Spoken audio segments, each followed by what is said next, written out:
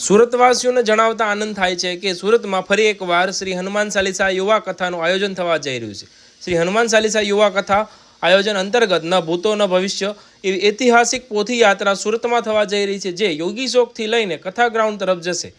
જેમાં મહિલાઓ 1100 રામચરિત માનસની પોથી પોતાના મસ્તક પર ઉઠાવશે અને એક નવો ઇતિહાસ રચશે।